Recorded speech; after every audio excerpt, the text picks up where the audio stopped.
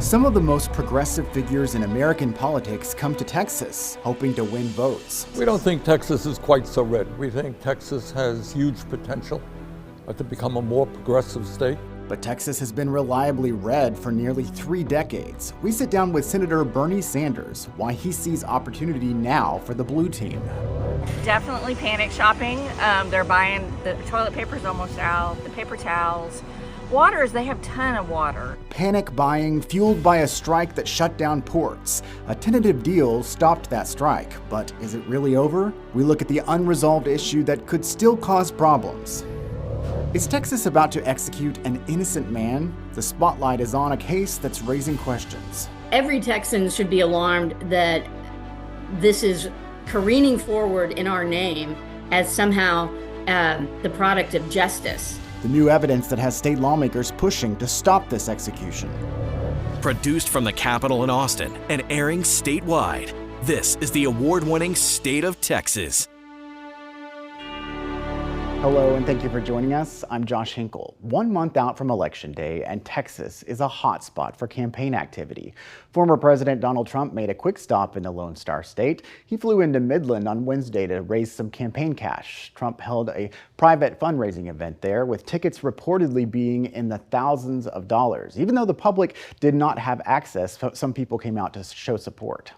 I feel pretty excited knowing the fact that we get to actually get some glimpse of Donald Trump. I'm glad that he's coming to Odessa, Midland. I mean, that's awesome. Congressman August Pfluger met Trump as he exited his plane. Pfluger said Trump's first words as he stepped onto the tarmac were, quote, "Drill, baby, drill," voicing support for the state's oil industry. Trump's plane was also spotted in Houston earlier Wednesday, where the former president reportedly held another fundraiser. Meanwhile, some of the most progressive figures in the country came to campaign here in Texas. Senator Bernie Sanders and Congresswoman Alexandria Ocasio-Cortez came to drive turnout among young voters. But is that fight worth it in a state that's been reliably red for nearly 3 decades? Politics reporter Ryan Chandler looks at why some progressives see real opportunities in Texas. Up and down Texas's blue spine, progressives see a path. We are extremely optimistic that this will be the year Texas will change from a very, very, very dark purple to a blue. So we're stoked. Over the last 3 presidential elections, Democrats have cut their margins in Texas by 10 points. Biden lost Texas by fewer than 6 points in 2020. You have a lot of young people, you have a lot of working class people, you have a strong trade union movement, and I think people right now want to fight for a nation and a government that works for all and not just the few. That's what I'm seeing here in Texas. For his part, Senator Cruz is taking nothing for granted. He's embarking on a 6-stop bus tour this week to drive Republican turnout, warning it'll be a tight race. We have a battle on our hands. The Democrats intend to spend more than $100 million trying to win this state. Well, I'm here to tell you right now, they're going to lose. On that note, Sanders says Democrats aren't doing enough to fight in Texas. He says now is the time to turn up the heat. We can do a lot better. We can rally people around that message. We're going to win here in Texas, win all over the country. Ryan Chandler, State of Texas. Ryan spoke one-on-one with Senator Bernie Sanders before Wednesday's rally. He asked some in-depth questions about why Sanders believes his push for progressive policies could win over Texans. Well, Senator Sanders, welcome to Texas. Thanks for sitting down with us. My pleasure. You've been on quite the Texas tour this week, which I think may surprise some people around the country to see some of the most progressive lawmakers rallying in red Texas. What do you say to that? Why are you in Texas? We don't think Texas is quite so red. We think Texas has huge potential to become a more progressive state. You have a lot of young people, you have a lot of working class people, you have a strong trade union movement, and I think people right now want to fight for a nation and a government that works for all and not just the few. That's what I'm seeing here in Texas. Do you think the National Party is doing enough to invest here in Texas? I think in general, and I speak as an independent, the National Democratic Party is not doing enough in general to organize at the grassroots level working class people and young people who are going to lead the fight against corporate greed and create an economy that works for all of us. What do you think is the path to victory in Texas? What do Democrats here need to do I'll tell you what they need to do. to get across the finish line? They need to understand that we have more income and wealth inequality right now than we've ever had in the history of this country. As we speak, people on top have never, ever had it so good. 60% of our people nationally are living paycheck to paycheck. Millions of people can't afford health care. They can't afford child care. They can't afford prescription drugs. So we need to bring our people together to demand that we have a government and an economy that works for everybody, not just the billionaire class. That's a message that's been very successful for you. What about this year makes you think that it will be successful here? It's successful in every state in this country. Working people are sick and tired of working longer and longer hours, going nowhere in a hurry, while the people on top are making out like bandits. You got billionaires who pay an effective tax rate lower than truck drivers and nurses. You got large profitable corporations that in some cases don't pay a nickel in taxes. So we are the richest country in the history of the world. And you know what? We should not be the only nation on earth not to guarantee health care to all people or paid family and medical leave. We can do a lot better. We can rally people around that message. We're going to win here in Texas, win all over the country. Colin Allred, of course, is mounting a considerable challenge against Ted Cruz. His campaign, and to large part the Harris campaign, seems to have made the calculation that in order to win in the states they need to, for Allred, Texas, for Harris, maybe Pennsylvania, they need to temper their progressive views in order to fit the electorate. For Allred, he's not for universal health care. Harris and Allred, for example, support fracking. Do you think that's the right message to run on? Every candidate in every state is going to run his or her own campaign. They make the assessment of what they think makes sense in order to get elected. So I'm not going to comment on what Colin is doing. All I will tell you is that all over this country, you go out, you ask people, do you think healthcare should be a human right, that all of us should be able to go to the doctor, that we should be the only country, major country on earth not to guarantee healthcare? You know what people will tell you? No, healthcare is a human right. You ask people whether billionaires should be paying their fair share of taxes, they will say yes. So I'm not going to dictate or tell people what kind of campaign they should run. They know it better than I do. All I'm telling you is, having gone all over the country, working people in this country want change. They want a government that works for them, not just wealthy campaign contributors. How do you like working with Ted Cruz? How do I like work? Well, Ted and I have slightly different points of view on a number of issues. So, I think what we should appreciate is the House of Representatives is up for grabs, the White House is up for grabs, and the Senate is up for grabs. So what happens here in Texas is very important for the future of the country and for the future of the Senate.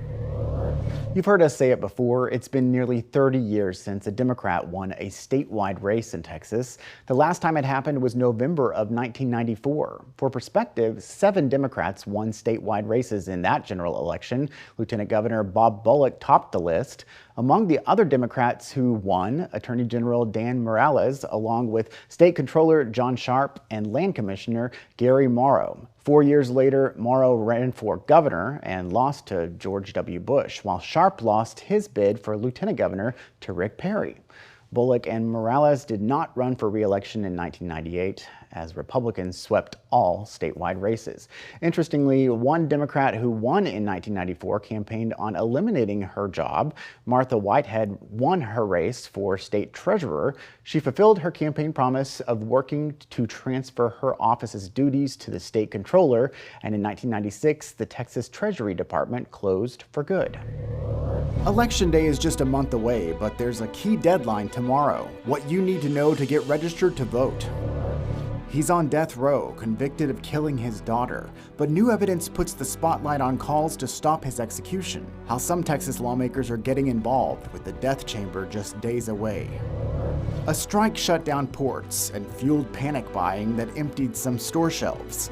The strike is off for now. We look at the unresolved issue that's holding back a final deal.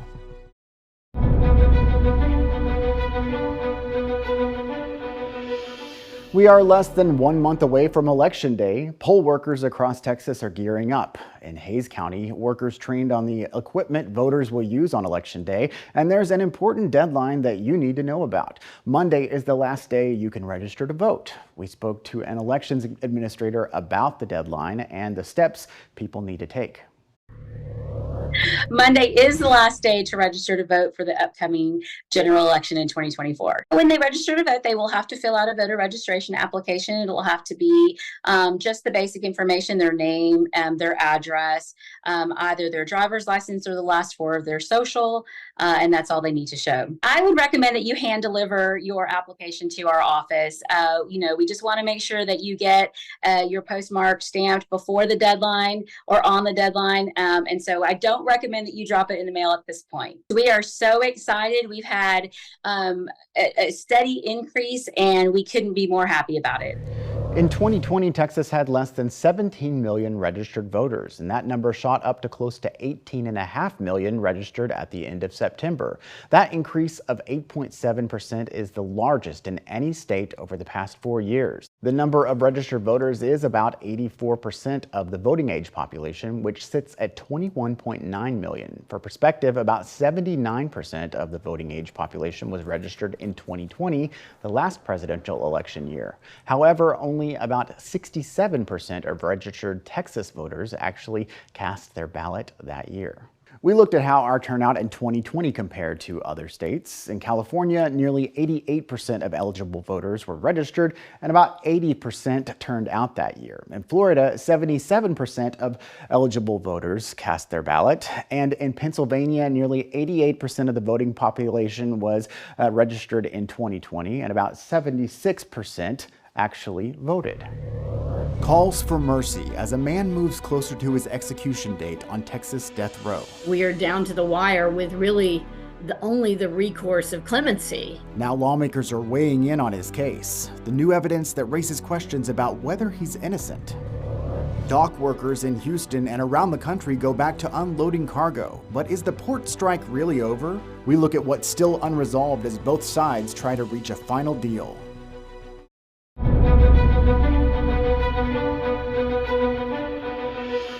The union for many of the country's dock workers reached a deal Thursday to end a strike. It's a tentative agreement with the United States Maritime Alliance.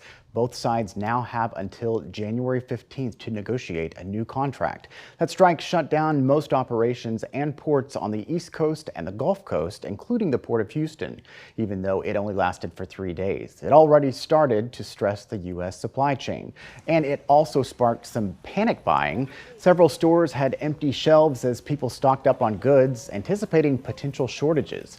Ironically, most of the things shoppers targeted were items like toilet paper and water, things that don't come in through our ports. Well, joining us for Insight is Margaret Kidd, professor of the Supply Chain and Logistics Technology at the University of Houston. Welcome. Thank you for being with us. Well, hello from Houston. You know, most people probably don't think about how dock workers affect their lives. What's their role in the economy? Well, ports play a critical role in our economy, and the international longshoremen are those dock workers that keep trade flowing. Trade as a percentage of U.S. GDP is around 28%. So it's substantive. It's a big impact on our overall economy. Both sides call this a tentative agreement. One thing keeping it from being permanent is the question of port automation. Can you tell us more about that issue?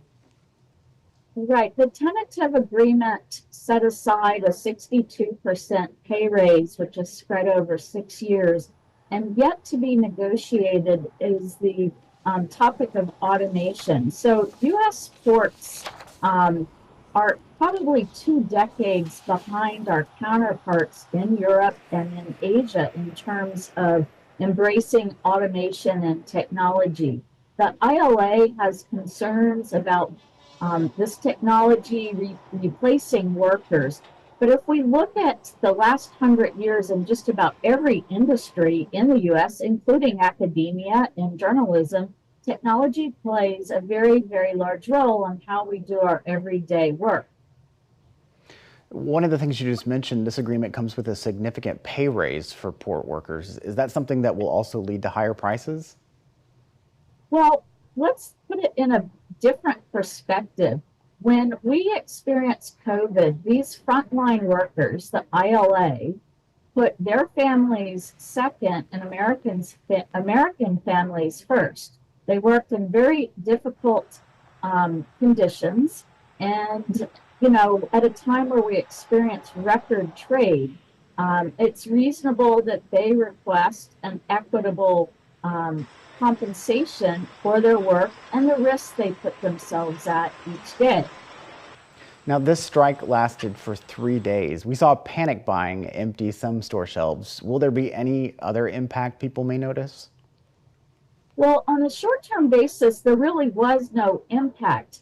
Unfortunately, as folks on the Gulf Coast do, and it's a psychological response, if there's a hurricane or a freeze, you have folks head down to the local H-E-B or Kroger's and overbuy, the toilet paper and the bottled water.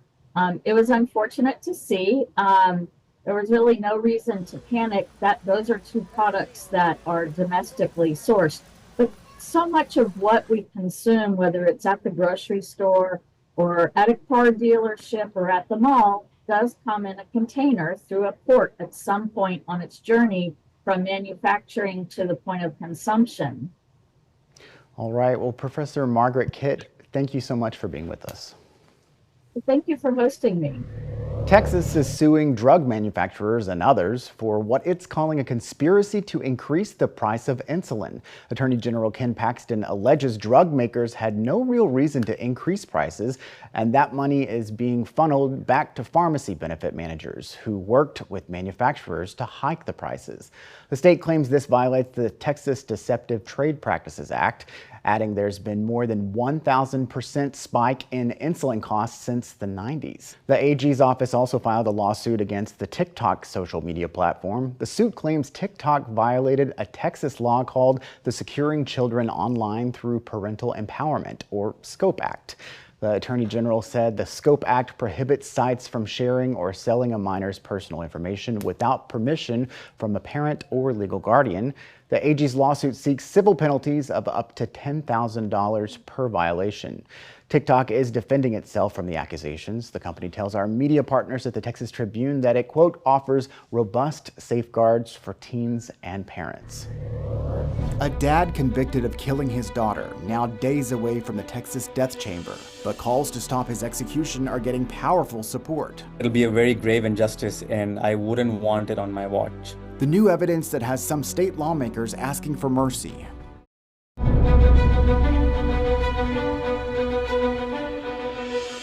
In just over a week, the state of Texas is set to execute Robert Robertson. He is a 57-year-old man with autism convicted in the 2003 death of his daughter. But a bipartisan majority of the Texas House is calling for mercy, citing new medical knowledge they believe proves his innocence. Our Ryan Chandler explains the stakes. When Robert Robertson rushed his daughter Nikki to the hospital, he was in handcuffs before she even died. Her condition led doctors to suspect foul play, alleging she died of shaken baby syndrome. Robertson is set to die this month. But dozens of doctors and lawmakers say not only is he innocent, no crime ever occurred. It's a very disturbing case. Every Texan should be alarmed that this is careening forward in our name as somehow the product of justice, when in fact, it's an emblem of how things can go terribly wrong. New medical knowledge discredits the shaken baby syndrome hypothesis.